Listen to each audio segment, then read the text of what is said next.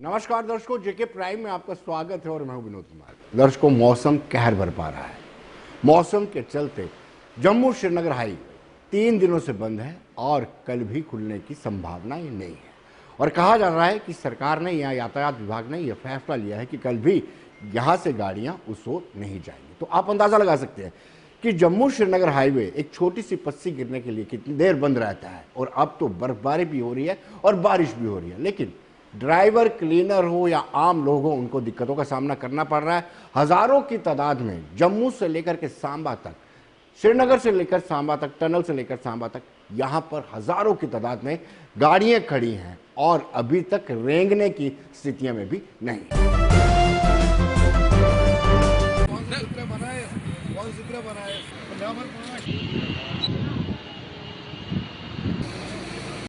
क्या प्रॉब्लम आ रही है? प्रॉब्लम कुछ नहीं है, रोड बंद हो गया। मीटर को आया वहाँ से, फिर इधर वापस निकला था, रोड बंद हो गया, वापस आ गया नगरोटे से। अब तो इधर खड़े हैं। और क्या मुश्किल आ रही है खाने? मुश्किल तो वैसे कुछ नहीं है।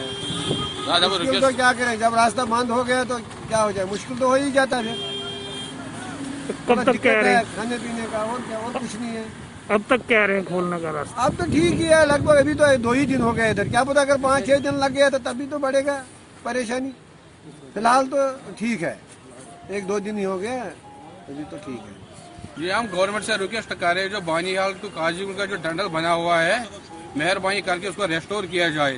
ये रोड बंद होने की वजह तो सबसे बड़ी चीज है कि टनल और शेता नाले, इसकी वजह से तो जो भी गाड़ियां बंद होती है, वन वे जो बंद होता है, उसका मेन कारण जो है वो खाली इसी टनल का है, जवाहरलाल टनल का। हम गवर्नमेंट से रिक्वेस्ट कर रहे हैं कि वो मेहरबानी करके जो बानीहाल टू काजीगुंड का टनल बना हुआ है उसको छोड़ दिया जाए, ताकि वन वे जो सिस्टम है वन वे का, ये खत्म हो जाए। दर्शकों, जम्मू संभाग की बात करें तो मैदानी इलाकों में भरपूर बारिश हो रही है और पहाड़ी इलाकों में लगातार हिमपात हो रहा है। हिमपात होने के कारण कहीं ना कहीं काफी सारे एरिया कट चुके हैं। वो क्षेत्र कटने के कारण वहां पे आपातकालीन या यूं कहिए कि जो आवश्यक वस्तुएं हैं उनकी कमी आ चुकी है और प्रशासन उसको लेकर के तत्पर है और लोगों तक आवश्यक वस्तुओं को पहुंचा भी रहा है। बिजली पानी की समस्या भी एक बड़ा संकट बनकर सामने आई है।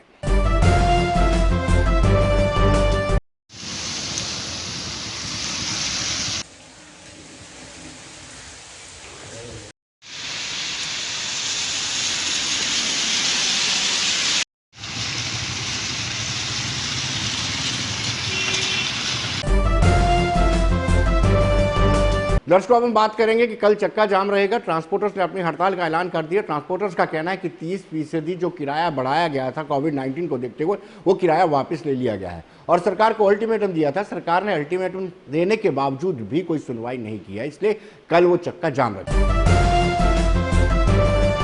जारी रहेगी।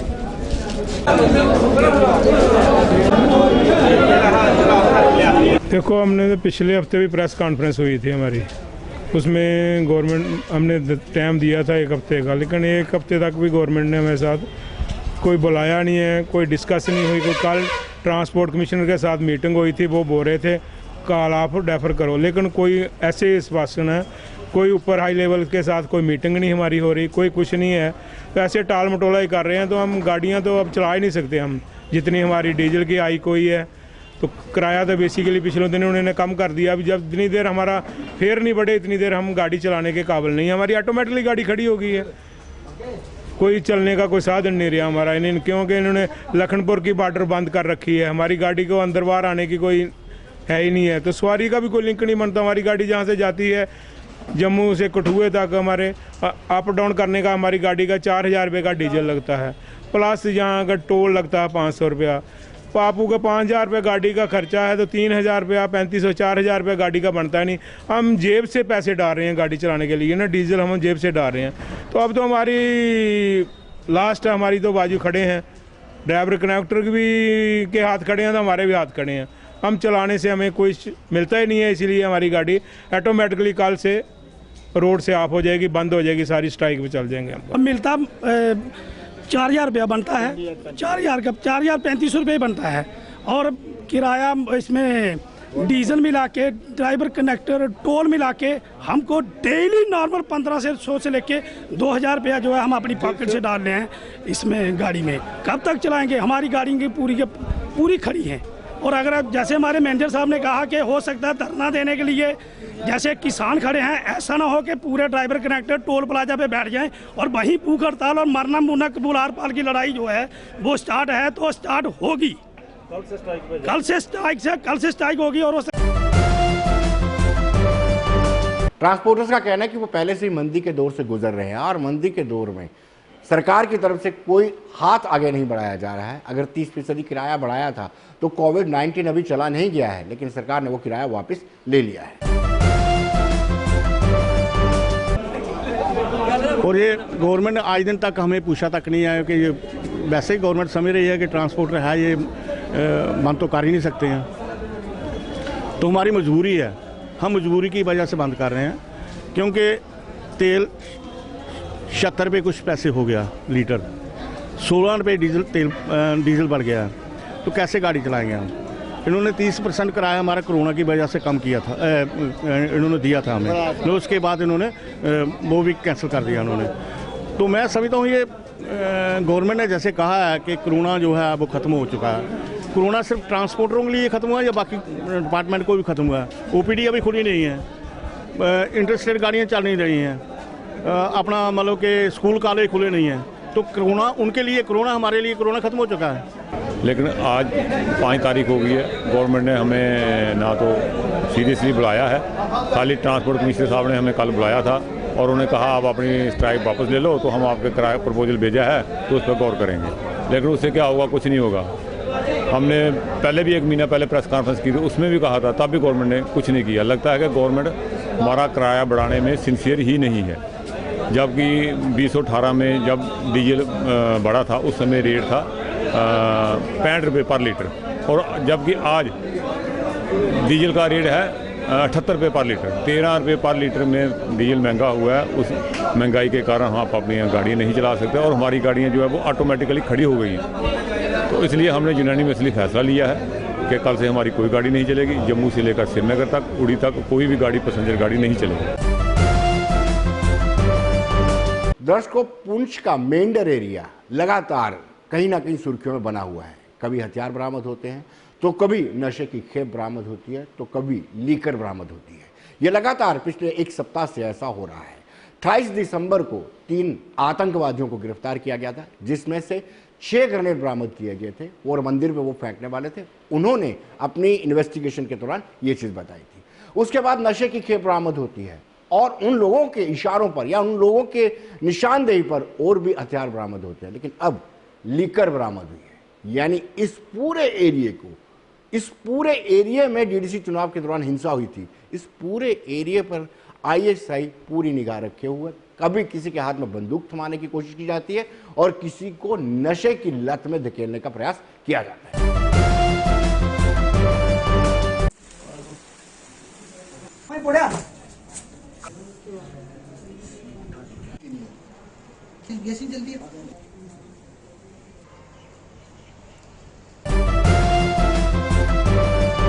दर्शकों, कल की बात करेंगे तो कल चैम्बर में नामांकन वापस लेने की आखिरी तारीख है और कल ही पता चल पाएगा कि चैम्बर के चुनाव किस दिशा में जाते हैं। और इस बाबत हमने वहाँ जज सुरेश शर्मा, जो रिसीवर अपॉइंट किए गए हैं, रिटायर्ड जज सुरेश शर्मा, उनसे बातचीत की। आइए देखते हैं उनका क्या कहना है। तो दर्शकों, चैम्बर ऑफ कॉमर्स के चुनाव को लेकर के कल का दिन यानी 6 जनवरी एक इम्पॉर्टेंट दिन है। कल नामांकन वापस लेने की तिथि है और इसलिए महत्वपूर्ण माना जा रहा है। और दूसरी बड़ी बात यह है कि chamber of commerce and industry Jammu का एक ऐसा रोल रहा है कि वो एक प्रेशर ग्रुप के तरह काम करती रही है। लैंड रो की एजिटेशन हो या बाकी दिग्गज एजिटेशन हो, सेक्रेटरी की एजिटेशन हो, चैम्बर ऑफ कॉमर्स ने एक इंपॉर्टेंट रोल अदा किया है। लेकिन इस बार चैम्बर की इलेक्शन जो है वो कंडक्ट करवाई जा रही है और इलेक्शन कमिश्नर बनाया गया है रिटायर्ड जज सुरेश शर्मा जी को, और उनसे हम सीधे बातचीत करेंगे। सुरेश जी, आपका स्वागत है। नमस्कार जी, धन्यवाद। जी सुरेश जी, बड़ा चैलेंजिंग है इस इलेक्शन को कंडक्ट कराना, किस तरीके से आप इसको मानते हैं? चैलेंजिंग तो है, बट ये है कि मुझे पूरा विश्वास है कि ये इलेक्शन स्मूथली होंगे और फेयरली होंगे। तो मैं तो मानता हूँ कि ऊपर वाला साथ में है, तो और बाकी जो बार मेंबर इनका अपना जो चैम्बर के मेंबर्स हैं उनका भी सहयोग मुझे पूरा मिल रहा है, और साथ में कैंडिडेट्स जो हैं जो इस इलेक्शन के लिए लड़ रहे हैं वो उनका भी समर्थन मुझे पूरा मिल रहा है। तो मुझे पूरी उम्मीद है कि ये इलेक्शन जो होंगे अच्छी तरह होंगे और फेयरली होंगे और पीसफुली होंगे। जी जब सब सवाल ये पैदा होता है कि कोई भी इलेक्शन हो, उस इलेक्शन में इस तरह की शिकायतें ज़रूर आती हैं कि मॉडल कोड ऑफ कंडक्ट की वायलेशन हो रही है। और इस चैम्बर इलेक्शन में हम अक्सर देखते थे कि बड़ी बड़ी दावतें होती थी, देर रात तक डिनर चलते थे, लीकर पार्टी चलती थी। क्या इस वक्त आपके पास कोई ऐसी शिकायत आई है कि मॉडल कोड ऑफ कंडक्ट की वायलेशन हुई है? एक्चुअली क्या है कि मॉडल कोड ऑफ कंडक्ट हमने इशू किया था 28 जब स्क्रूटनी हुई थी, उसके साथ ही हमने वो इशू सबकी सहमति से और ज़्यादा पहले इशू किया था।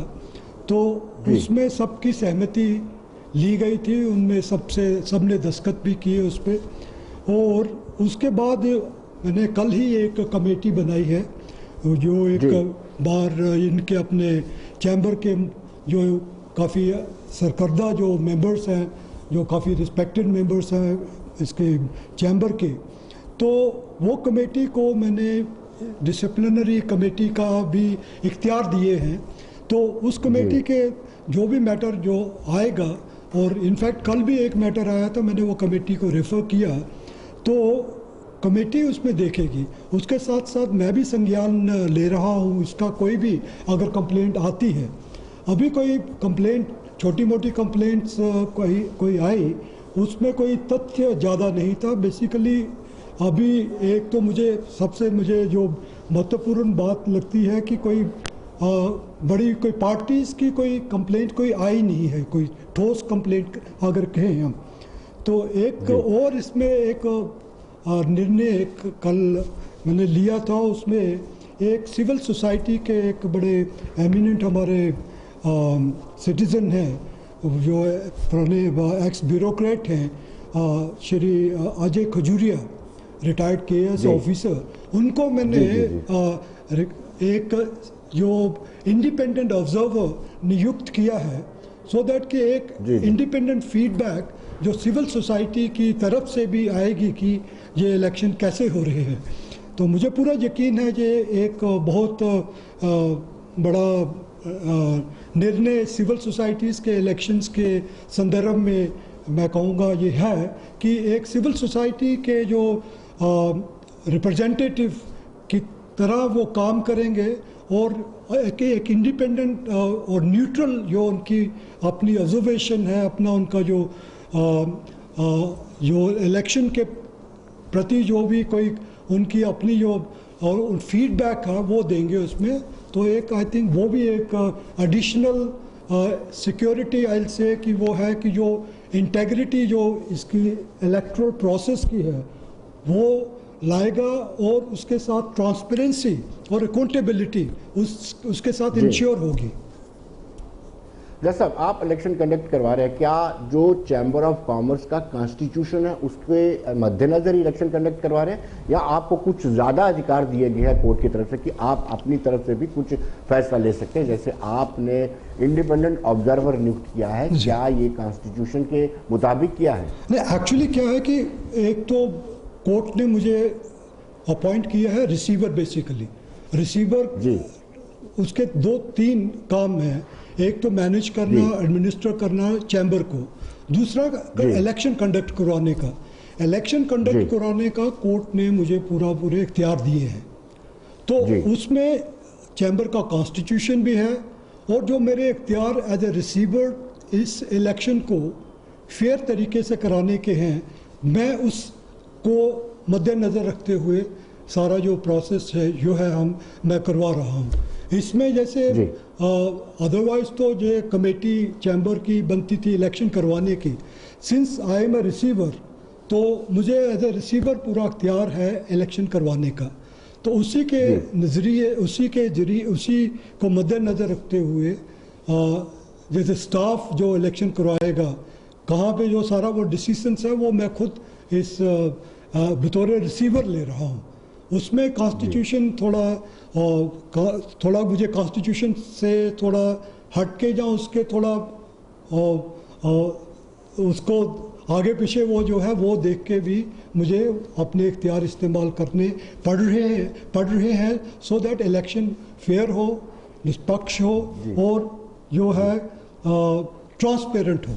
इसके लिए मुझे वो सारे जितने मेरे लिए इसके लिए इलेक्शन मैनुअल जो है वो भी एक इम्पॉर्टेंट डॉक्यूमेंट है जिसमें कि इलेक्शन कैसे करवाए जाएं, वो भी मैं एक मद्देनज़र रख के और उसको भी मैं कंसिडर करके इलेक्शन करवाने जा रहा हूँ। जैसे model code of conduct violate ना हो, कोई डिस्टर्बेंस ना हो, वहाँ पे सोशल गैदरिंग जो है वो भी उस जो SOP उसको फॉलो करते हुए वो भी एक कन्फाइंड रहे उसी लिमिट के अंदर।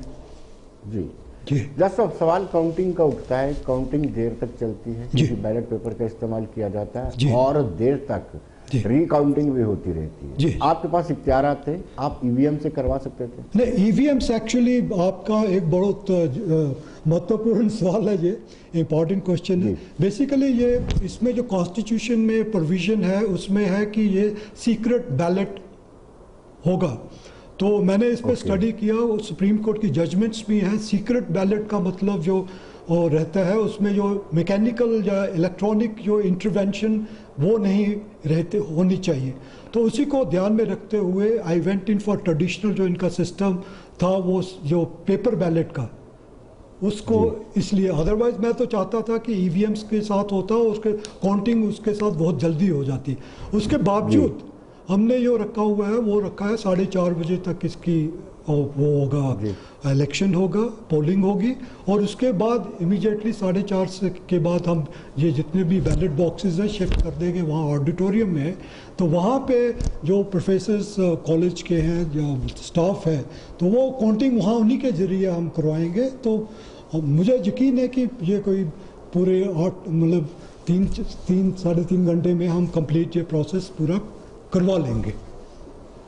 जैसा आखिरी सवाल आपसे, ये कोई स्ट्रेटेजिकल मूव था कि आपने स्क्रूटनिंग बड़ी पहले कर दी और पर्चा वापस लेने की डेट आपने 6 रखी, यानी बीच में टाइम दिया कि लोग अगर आपस में तालमेल बना सकते हैं? नहीं, वैसा कोई बात नहीं है। बेसिकली क्या है कि अगर आप मुझे मतलब सिंसियरली पूछें, ये एक बहुत बड़ा फ्लॉ एक कॉन्स्टिट्यूशन में जो चैम्बर के कॉन्स्टिट्यूशन में है और इनफैक्ट मैं ये रिकमेंड भी करूँगा जब मैं रिपोर्ट अपनी दूंगा कि इस फ्लॉ को दूर करना चाहिए so that scrutiny immediately next day हो जाए, जो फॉर्म के लास्ट डेट है उसके नेक्स्ट डे हो जानी चाहिए और साथ में जो है विड्रॉल की डेट भी नज़दीक उसके उसी के 2-4 दिन के बाद हो जानी चाहिए। Unfortunately I will say I have to constitution में जो प्रोवाइड किया है being a with a legal background, I had to go strictly as per the constitution of the Chamber of Commerce and Industry. उसमें ये प्रावधान है कि जो उसमें जो विड्रॉल की डेट है, विड्रॉल की डेट जो है 10 दिन पहले होनी चाहिए उसके इलेक्शन के दिन के।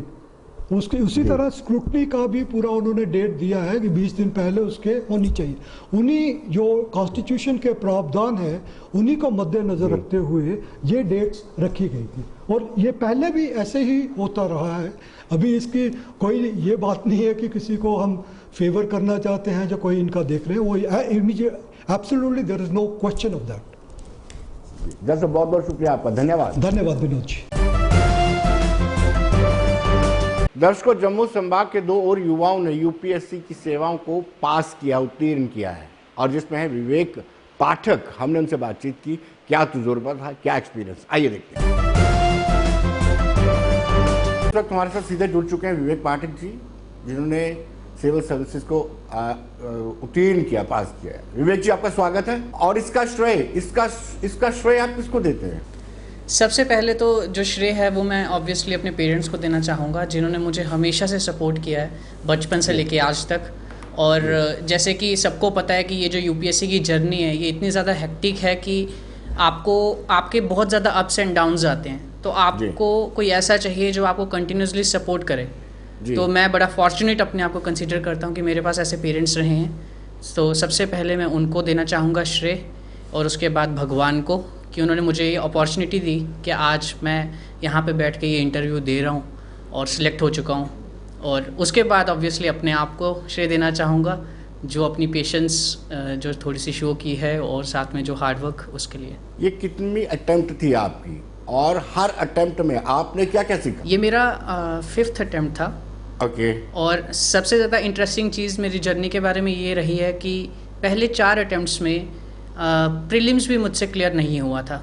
ओके। इस एग्ज़ाम की 3 स्टेजेस हैं, प्रीलिम्स, मेंस और इंटरव्यू। पहले 4 स्टेजेस, पहली 3 प्रीलिम्स जो है वो पहले 4 अटेम्प्ट्स में मेरे से क्लियर नहीं हुआ था। ये फर्स्ट टाइम है कि मैंने प्रीलिम्स क्लियर किया था, और I have been very fortunate कि उसके बाद मैंने मेंस भी क्लियर कर लिया और इंटरव्यू भी क्लियर कर लिया। सो इस पूरी जर्नी के दौरान जो सबसे बड़ी सीख जो मुझे मिली है वो यही है कि लाइफ जो है उसमें स्ट्रगल है, लाइफ जो है उसमें चैलेंजेस हर मुकाम पे आते हैं आपके पास, हर टाइम पे चैलेंजेस आपके सामने होंगे, बट आपको चैलेंज को एक बर्डन की तरह नहीं देखना है, बल्कि चैलेंज को एक अपॉर्चुनिटी की तरह देखना है। सो आप परसिवरेंस रखें और अपनी तरफ से जितना आपसे हो सकता है अपना बेस्ट दीजिए बस। विवेक जी, 4 बार प्रीलिम नहीं हो पाया, कितनी निराश और उदास होते थे आप, और जब हुआ तो क्या आपका लेवल ऑफ कॉन्फिडेंस बढ़ गया था कि अब मैं कर पाऊंगा? जी, एक्चुअली बिल्कुल आपने सही पूछा कि जब पहले आपका प्रीलिम्स नहीं होता, इनफैक्ट किसी का भी जब स्टूडेंट का इतना हार्डवर्क करने का प्रीलिम्स नहीं होता है, तो ऑब्वियसली आपका मोरल जो है वो डाउन हो जाता है, आप काफ़ी डिप्रेस्ड फील करते हो। और मैं बिल्कुल भी ये डिनाई नहीं करूँगा इस फैक्ट को कि मेरे साथ ऐसा नहीं हुआ है, मैं इसको एक्सेप्ट करता हूँ कि मेरे साथ भी ऐसा हुआ है, सारे अप्स एंड डाउन्स मैंने देखे हैं। देयर वर एट टाइम्स जब मैंने अपने आप को काफ़ी डिप्रेस्ड फील किया, बट यही है कि जैसे हमने सुना है कि इट डजेंट मैटर कि आप कितनी बार गिरते हैं, मैटर ये करता है कि आप गिरने के बाद कितना और स्ट्रांग होके उठते हैं। तो आई थिंक यही जो सबसे इम्पॉर्टेंट चीज़ है इस जर्नी में मेरे लिए रही है। ये मान के चला जाए कि विवेक पाठक बड़े मजबूत तरीके से उठ के आए हैं? अपने आप को मैं ऐसा नहीं बोलूँगा कि बिल्कुल मजबूत उठ के आ गया हूँ, मतलब जी। डर तो हमेशा लगा रहता है, इनसिक्योरिटीज़ हमेशा रहती हैं, चाहे आपका कोई भी अटेम्प्ट हो, चाहे आपने कितनी भी बार क्लियर किया हो, चाहे आप कितने भी अकेडमिकली जो हैं इंटेलिजेंट रहे हो, इनसिक्योरिटी और डर हमेशा से रहता है। बट हाँ, इस जर्नी ने मैं ये ज़रूर कहूँगा कि मेरे को एक डिफरेंट पर्सपेक्टिव दिखाया लाइफ का, सिर्फ एक एग्ज़ाम पॉइंट ऑफ व्यू से नहीं, एक लाइफ ओरिएंटेड व्यू पॉइंट जो है वो इस जर्नी ने मेरे को सिखाया है कि लाइफ में भी बाकी स्ट्रगल्स को किस तरह से टैकल करना है। दर्शक जानना चाहेंगे, अमूमन यूट्यूब में देखते हैं कि इंटरव्यू पार्ट जो है बड़ा इंपॉर्टेंट होता है और उसमें लेवल ऑफ कॉन्फिडेंस भी बड़ा देखा जाता है। आप अपने इंटरव्यू पार्ट में कुछ एक्सपीरियंस हमारे साथ शेयर करना चाहेंगे? तो इंटरव्यू जो है वो सबसे लास्ट और फाइनल स्टेज होती है। प्रीलिम्स और मेंस क्लियर करने के बाद आप जो है इंटरव्यू में जाते हैं, और इंटरव्यू एक ऐसी स्टेज है जिसको हम मेंस और प्रीलिम्स के साथ बिल्कुल भी कंपेयर नहीं कर सकते, क्योंकि प्रीलिम्स में आपको ऑब्जेक्टिव टाइप क्वेश्चंस अटेम्प्ट करने होते हैं, और मेंस में जो है आपको डिटेल्ड आंसर्स लिखने होते हैं जी। लेकिन इंटरव्यू एक ऐसी चीज़ है जहाँ पे आप एक ऐसे बोर्ड के सामने बैठे हैं जो आपकी उम्र से भी ज़्यादा एक्सपीरियंस्ड हैं, Right, और आप exactly. उनके सामने कुछ भी ऐसा नहीं कर सकते जो आप नहीं हैं। What I mean to say is कि आप जो हो वो आपको इंटरव्यू में दिखाना पड़ता है जी। तो इंटरव्यू जो मेरा था वो 18 फरवरी को था जी। 18 फरवरी को मॉर्निंग स्लॉट में मेरा इंटरव्यू था, और मेरा जो एक्सपीरियंस ओवरऑल रहा वो काफ़ी अच्छा रहा। मेरे जो क्वेश्चंस उन्होंने पूछे वो सारे के सारे मेरे डैफ से रिलेटेड थे। डैफ means detailed application form. Interview में जाने से पहले उनके पास ऑलरेडी एक हमारा फॉर्म होता है जिसमें हमारी सारी डिटेल्स लिखी रहती हैं कि हमने कहाँ से पढ़ाई की है और अभी तक हमने क्या क्या किया है, हमारी सारी जर्नी का उनके सामने एक पूरा डिटेल्ड फॉर्म पड़ा होता है। सो मेरी होम स्टेट से रिलेटेड क्वेश्चन पूछे गए, जम्मू एंड कश्मीर से रिलेटेड क्वेश्चन पूछे गए। मैं जैसे सोशियोलॉजी का स्टूडेंट रहा हूँ, मेरा सोशियोलॉजी ऑप्शनल भी था इस एग्ज़ाम में, तो सोसाइटी से रिलेटेड काफ़ी क्वेश्चंस पूछे गए, और भी काफ़ी जनरल अवेयरनेस रिलेटेड आपके ओपिनियन बेस्ड क्वेश्चंस काफ़ी पूछे जाते हैं। तो वो सब सिचुएशन बेस्ड क्वेश्चंस भी उन्होंने मुझे पुट किए। आई थिंक ओवरऑल एक्सपीरियंस काफ़ी अच्छा था, काफ़ी कुछ सीखने को मिला था उस दिन। 5 अगस्त 2019 को 370वें अमेंडमेंट होती है, 35A रिपील होता है, और 18 फरवरी को जैसे आपने कहा कि आपका इंटरव्यू होता है, क्या उसमें इस सवाल को पूछा क्या, व्हाट अबाउट 370 एंड 35A? हाँ, जब मैं अपनी इंटरव्यू की प्रिपरेशन कर रहा था जी। तो मुझे भी लगा था कि ये काफ़ी बर्निंग टॉपिक है इस टाइम पे और डेफिनेटली इसके ऊपर मेरा ओपिनियन ज़रूर पूछा जाएगा। राइट। लेकिन इंटरव्यू में जाने के बाद मैंने एक चीज़ रियलाइज़ की कि ऐसी चीज़ें जिनके ऊपर ओपिनियंस काफ़ी डिवाइडेड हैं, ऐसी चीज़ें जिनके ऊपर अभी भी डिबेट्स चल रही हैं, जिस पे जी। कोई एक डेफिनेट कंक्लूजन नहीं निकाला जा सकता उस पॉइंट ऑफ टाइम पे, नॉर्मली बोर्ड उन क्वेश्चंस को अवॉइड करना प्रेफर करता है। जी। वो आपको ऑब्वियसली जो है एक ट्रिकी सिचुएशंस में डालते हैं, बट वो सिचुएशंस ऐसी होती हैं जो एक तरह से बैलेंसिंग सिचुएशन हो जहाँ पे आप टैकल कर सकते हो। तो मेरे से तो ऐसा कोई क्वेश्चन रिलेटेड टू आर्टिकल 370 या 35A नहीं पूछा गया था। लेकिन आपने कहा सोसाइटी को लेकर के आपसे, जम्मू कश्मीर के सोशल इश्यूज को लेकर के आपसे बातचीत की गई, वो क्या इशू उन्होंने पूछे? ये जो दिन ब दिन जो रेडिकलाइजेशन जो है इंक्रीज हो रहा है, राइट, उसके ऊपर मेरे से क्वेश्चन पूछा गया था कि इसके ऊपर मेरा क्या ओपिनियन है और अगर मैं ऑफिसर बन जाता हूँ कल को तो किस तरीके से मेरे क्या सजेशंस रहेंगे इस इशू को टैकल करने के लिए। तो हाँ, इसके ऊपर हमारी थोड़ी सी डिस्कशन हुई थी और बाकी थोड़ा सा जो है वो JNK की ज्योग्राफी पे उन्होंने थोड़ा सा क्वेश्चन पूछा था। जी। लेकिन पाठक जी, आप ये मानते हैं कि सिस्टम में सुधार की ज़रूरत है, रिफॉर्म्स हमेशा ही रिक्वायर्ड रहते हैं, तो अगर हम सिस्टम में ही डाल जाएंगे तो हमारी जो एफिशिएंसी है, जो हमारी एबिलिटी है, वो कहाँ जाएगी? जी, आपका बिल्कुल जो आपने बोला मैं उससे बिल्कुल एग्री करता हूँ कि रिफॉर्म्स के जो पॉइंट है, जी, कोई भी हम देख लें जगह, कोई भी सेक्टर देख लें सोसाइटी में अपनी या इकोनॉमी में या पॉलिटिक्स में, पॉलिटिकल स्ट्रक्चर में, कहीं पे भी रिफॉर्म्स हमेशा जो हैं रहते ही रहते हैं, क्योंकि टाइम चेंज होता है, सिचुएशंस चेंज होती हैं, उसके साथ जो है रिफॉर्म्स आर ऑब्वियसली नेसेसरी। लेकिन साथ ही साथ मैं ये भी कहना चाहता हूँ कि मेरा ये मानना है कि हर चीज़ सिस्टम से हो तो बेहतर है, क्योंकि एक सिस्टम ही है जो हम सभी को बांध के रखता है। तो अगर हमें रिफॉर्म्स भी करने हैं तो वो रिफॉर्म्स इस तरह से करने हैं कि जिसमें जितने भी सेक्टर्स हैं, जितने भी डिफरेंट स्टेक होल्डर्स हैं, वो सब उनका मैक्सिमम जो है बेनिफिट हो पाए। तो ऑब्वियसली सिस्टम में रहकर सुधार करना बहुत बेहतर माना जाएगा मेरी तरफ से, इंस्टेड ऑफ सिस्टम के अगेंस्ट जाके सुधार करना या बहुत कोई रेडिकल सुधार करना। एक बार फॉर्मर प्राइम मिनिस्टर खुद राजीव गांधी ने ऐसा बोल दिया था कि 100 रुपया या 1 रुपया ऊपर से चलता है तो नीचे मात्र 10 रुपये ही लगते हैं। वो सिस्टम बन चुका था। अगर वही सिस्टम अडॉप्ट हम करते रहते तो आज कहाँ हमारी डेवलपमेंट हो पाती? जी बिल्कुल सही, उस टाइम पे ये बोला गया था और कई हद तक ये बात बहुत सारी रिपोर्ट्स और कमेटीज़ जो बनी थी इस चीज़ को स्टडी करने के लिए, उन्होंने ये चीज़ एंड में ऑब्वियसली उन्होंने कंक्लूजन में अपने लिखी थी। मैंने भी कई रिपोर्ट्स ऐसे पढ़ी हैं जिसमें उन्होंने लिखा था कि जितना टॉप से पैसा आता है और रिसोर्सेज आते हैं, नीचे ग्रास रूट लेवल्स पे हमेशा उसका एक मिनिमल परसेंटेज पहुंचता है। तो आई थिंक ये आपने जो रिफॉर्म की बात की, ये सबसे बड़ा जो रिफॉर्म है इसी चीज़ में लाया जा सकता है। और रिसेंटली जो डिजिटलाइजेशन हो रहा है, जो डिजिटल इंडिया का एक ड्रीम देख रहे हैं हम सब, आई थिंक जैसे डायरेक्ट बेनिफिट ट्रांसफ़र स्कीम जो है शुरू हो चुकी है काफ़ी देर से, आई थिंक ये सब जो रिफॉर्म्स जैसे जैसे एफिशिएंसी के साथ अच्छे होंगे तो हम बिल्कुल जो है प्रोग्रेस करेंगे और एफिशिएंसी इंक्रीज़ होगी। क्या आपको नहीं लगता है कि डिस्पोजल ऑफ फाइल्स जल्दी होनी चाहिए, टाइमली होनी चाहिए? पेंडेंसी लोगों को जस्टिस नहीं दिला पाती। अगर फाइल पेंडिंग पड़ गई तो समझो वो पेंडिंग पड़ गई। बिल्कुल आपकी बात सही है कि justice delayed is justice denied. मैं बिल्कुल इस चीज़ से एग्री करता हूँ और आई थिंक हमारे सिस्टम को और पूरे ब्यूरोक्रेटिक स्ट्रक्चर को इस चीज़ के लिए स्ट्राइव करना चाहिए कि जितना जल्दी हो सके प्रॉब्लम्स को सॉल्व किया जाए और जस्टिस जो है जल्दी से जल्दी सबको दिया जाए। विवेक जी, बहुत बहुत शुक्रिया आपका, बहुत बहुत शुभकामनाएं हमारी तरफ से, धन्यवाद। तो दर्शकों, बने रहिए देश दुनिया की खबरों के लिए और मुझे दीजिए इजाजत। नमस्कार।